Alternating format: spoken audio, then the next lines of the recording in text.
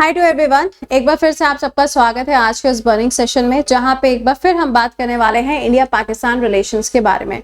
यहाँ पे आप देख पा रहे होंगे, after Pahalgam attack Amit Shah tells state track send back all Pakistani nations या फिर नेशनल्स। अब पॉइंट यहाँ पर ये है कि यहाँ पे ये जो बात हो रही है कि कौन कौन से ऐसे पाकिस्तानी हैं जिनको वापस भेजा जाएगा या कौन से ऐसे पाकिस्तानी हैं जिनको कुछ समय दिया जाएगा भारत के अंदर रहने के लिए, इनके बारे में हम लोग इस पूरे आर्टिकल को समझेंगे। ये आर्टिकल आप देख पा रहे होंगे, इंडियन एक्सप्रेस का ये आर्टिकल है। आइए जरा इसके बारे में थोड़ा सा जान लेते हैं। सबसे पहली चीज, आप सबको पता है कि ये जो अटैक हुआ है, इस अटैक के बाद में 5 पॉइंटर्स से जो भारत के द्वारा लिए गए थे। सबसे पहला एंड सबसे इंपॉर्टेंट जो था वो था इंडस वाटर ट्रीटी।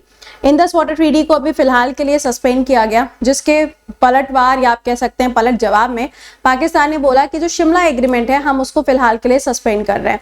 अब एलओसी वाला जो लोकेशन है, यानी कि जो लाइन ऑफ कंट्रोल आप देख रहे हो, वहां पे इंडिया के बहुत सारे एयरक्राफ्ट डिप्लॉय किए गए हैं। इतना ही नहीं, यूएसए और आप देखोगे इजराइल से, वहां से भी जो एयरक्राफ्ट हैं या फिर जेट एयरक्राफ्ट हैं, उनको भारत के अंदर लैंड करने की परमिशन भी दी गई है। वो भी लैंड कर चुके हैं जयपुर के अंदर।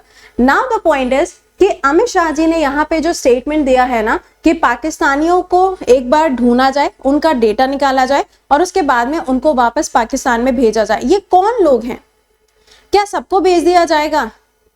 अब कुछ ऐसे भी तो हो सकते हैं जो मजबूरी में आए हों, जरूरी थोड़ी ना है कि हर कोई टेररिस्ट हो, राइट? तो इसके लिए क्या यहाँ पे चीजें हैं वो आइए एक बार से इस आर्टिकल में देख लेते हैं।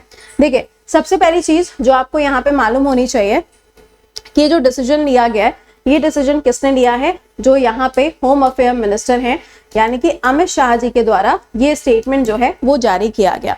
बट यहाँ पे ऐसा क्यों बोला गया है? तो यहाँ अपने यहाँ पे एक एक्ट चलता है जिसका नाम है फॉरेनर्स एक्ट 1946, जिसके अंदर साफ लिखा हुआ है, अगर कभी भी किसी देश के अंदर कोई ऐसा व्यक्ति है जो बाहर के किसी देश से आया है, लेकिन उस पर्टिकुलर कंट्री के अंदर अगर कोई दिक्कतें हैं, कोई नेशनल सिक्योरिटी को लेकर अगर कोई इशू है, तो वो दूसरे कंट्री से जो व्यक्ति आया है उसको वापस भेजा जा सकता है। ये बात यहाँ पे साफ लिखी हुई है फॉरेनर्स एक्ट के अंदर, जो कि है 1946 का। यानी कि नेशनल सिक्योरिटी का अगर कोई भी इशू आता है तो यहाँ पे इस एक्ट का इस्तेमाल करते हुए उस व्यक्ति को वापस भेजा जा सकता है। ये यहाँ पे साफ मेंशन किया गया। चलिए ठीक है, ये जो एक्ट है, ये एक्ट किसके अंडर में आता है? होम अफेयर मिनिस्ट्री के अंडर में इस एक्ट को रखा जाता है।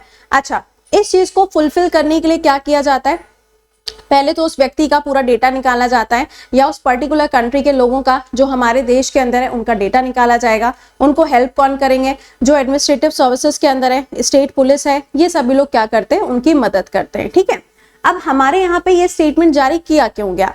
सिंपल है, सबको पता है कि जारी क्यों किया गया। इसमें रीजन बस एक ही है, सिक्योरिटी कंसर्न्स, है ना? क्योंकि ऐसे बहुत सारे लोग होंगे जो मेडिकल रीजंस की वजह से आए हैं, कुछ ऐसे भी होंगे जो मूवी की शूटिंग के लिए आए होंगे, कुछ ऐसे होंगे जो सिंगिंग के लिए आए होंगे, लेकिन यहाँ पे कुछ ऐसे भी होंगे जो इंडिया के अगेंस्ट किसी चीज को प्लान करने के लिए आए होंगे। ऐसा भी तो होगा ना? तो यहाँ पे अमित शाह जी ने हर स्टेट को यहाँ पे एक आप कह सकते हैं गाइडलाइंस जारी की हैं, जिसमें बोला गया है कि सारे के सारे स्टेट के जो सीएम है वो पहले क्या करें? पहले सबका डेटा इकट्ठा करें जो पाकिस्तान से आए हैं। उसके बाद में उनका वीजा चेक करें कि उनका जो वीजा है वो एक्सपायर कब हो रहा है, और उसके बाद में उनको वापस भेज दिया जाए। तो किसे किसे वापस भेजा जाएगा? तो देखिएगा, अगर हम सार्क की बात करते हैं तो आप सबको पता है कि सार्क क्या है? एक रीजनल ग्रुप है जिसके अंदर 8 देश आते हैं, और इसमें जो बिग ब्रदर है वो है इंडिया, राइट?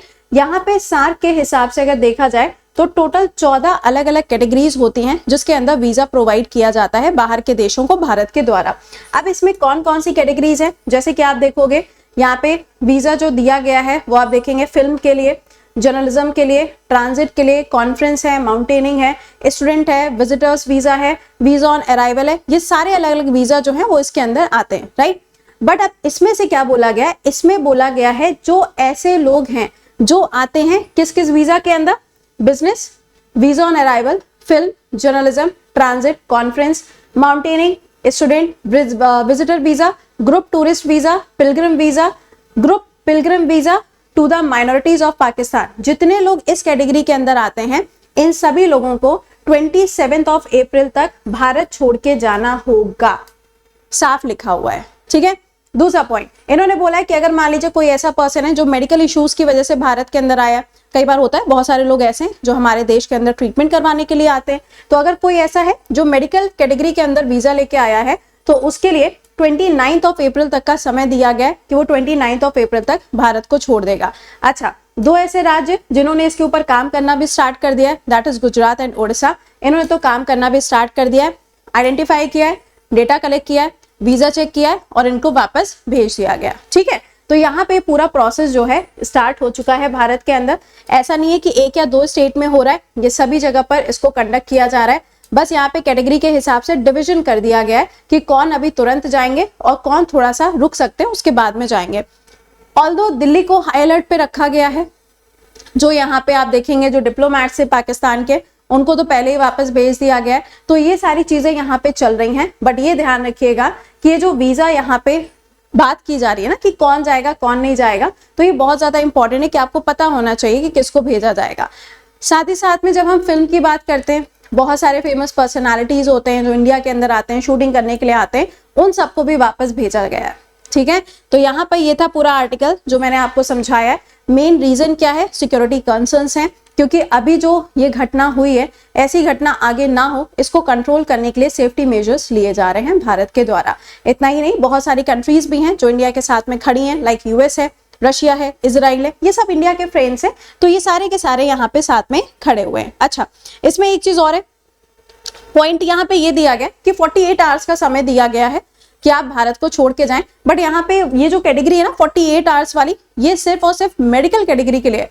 जैसे कि मान लो कोई कैंसर पेशेंट है जो भारत के अंदर ट्रीटमेंट के लिए आया हुआ है, हार्ट पेशेंट है भारत में ट्रीटमेंट के लिए आया, तो उनको थोड़ा सा समय दिया गया है, क्योंकि उनके लिए चीजों को वाइंड अप करना तुरंत से थोड़ा सा मुश्किल हो जाएगा। तो ये था पूरा आर्टिकल जो मैंने आपके साथ में डिस्कस किया। आई होप कि आपको समझ में आ गया होगा कौन से एक्ट के अंदर ये चीज अनाउंस की गई है, कौन लोग तुरंत वापस जाएंगे, कौन लोग आराम से थोड़ा सा मेडिकल इश्यूज का अगर कोई कंसर्न है उसके बाद में वापस जाएंगे। वो पूरी चीजें मैंने आपके साथ में शेयर कर दी है। तो आई होप कि ये आर्टिकल आपको समझ में आ गया होगा। मिलते हैं आपसे नेक्स्ट बर्निंग इशू में और मुलाकात करेंगे सुबह 7 बजे। टिल देन खुश रहिए, मुस्कुराते रहिए, keep learning, keep revising. Bye bye and take care to all.